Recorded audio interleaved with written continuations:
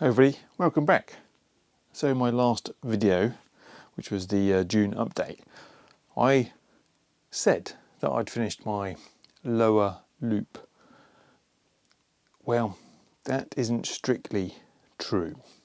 So one of the first corners I put in on this lower area was this long sweeping curve which sort of follows into an S-bend. And it works reasonably well. Everything seems to run over it as it should do. However, when I was running my HST, and the HSTs I believe are radius 2 is the minimum curve that they will go round, those two, you can see the background, they were always just popping off just where the track was joining, which would be just about here. And what I sort of found was I had a fish plates just there, and for whatever reason they were maybe not the smoothest curve and it was causing a problem. And I thought, you know, laying the track is the fundamental thing. Once you kind of laid it and you've got the ballast in there and everything else, it's just going to become a complete and total pain if something isn't working right.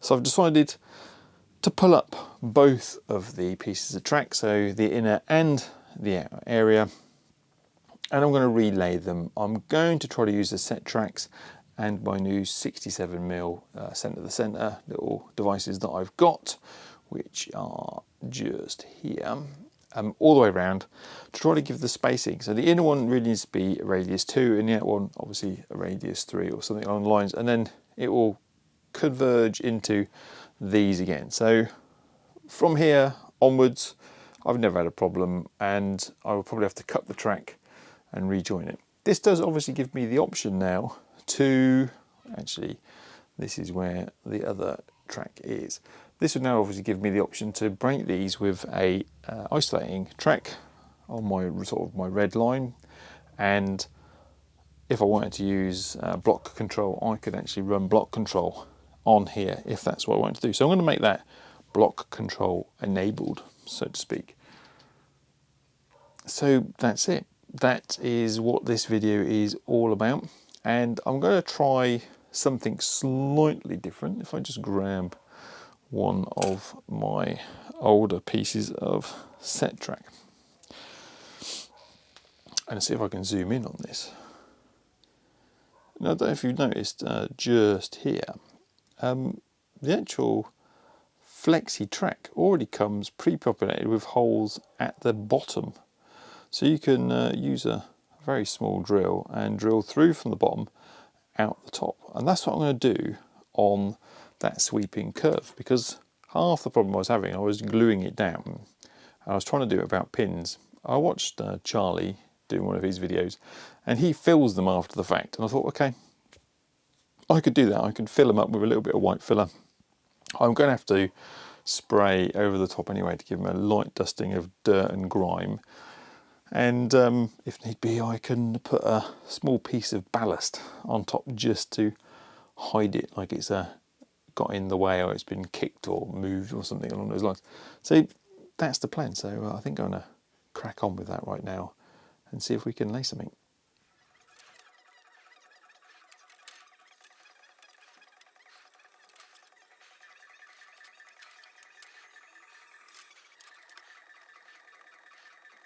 I have spent the last couple of nights just updating this inner track. I've been running the radius 2 set of tracks that I've got just here into the grooves, and then putting some weights on it and setting it down. This is now kind of fully wired up back into the original inner loop, and I've connected most of that up power wise. This one I also took off as well because I realised that once I'd readjusted this was going to be too close. So this bit at the moment is not yet in, but I have worked up to this point. I've glued that today, and it's in place and it's ready to do the latter part. So the plan really with laying the track is to cut that off. Now interestingly here, I think it might be bit difficult to see, but I did stagger these joins. I've got one fish plate is just here, and I've got the other fish plate just there, and it's staggered, and I'm hoping that that will improve it. I've run across some of the HST, I think they're Mark III coaches across, and they seem to run okay backwards and forwards. Well, the two troublesome ones have run back and forth of that okay. Once I've got power up, I can run the actual HST over them and check. So as I said, it's just these bits here. As you can see, my super elevated banking is off, so I'm going to have to re-glue that back down, and then I can put this piece of track in place.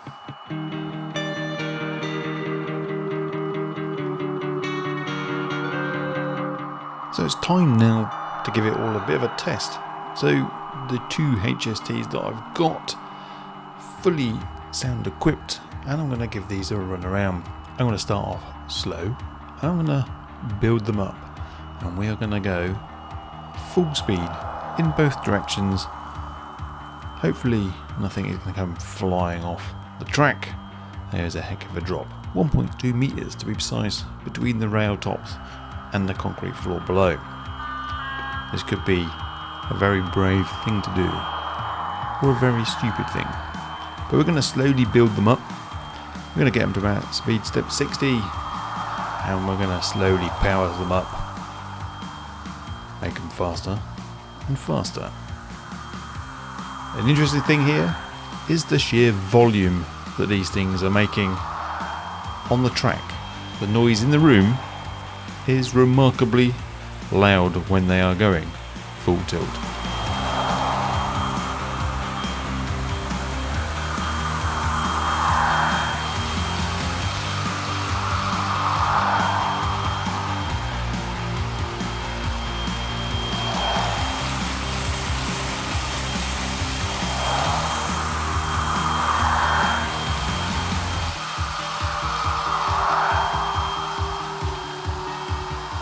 As I say on the fairs, scream if you want to go faster.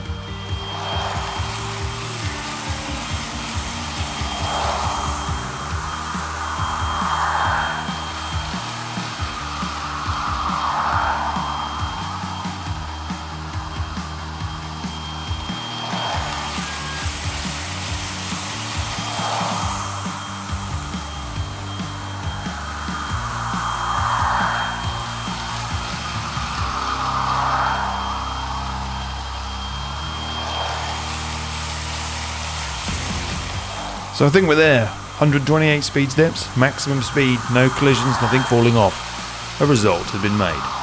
Thanks so much for watching. Hope to see you again soon. Don't forget to hit subscribe and the like button. Thanks so much. Goodbye for now.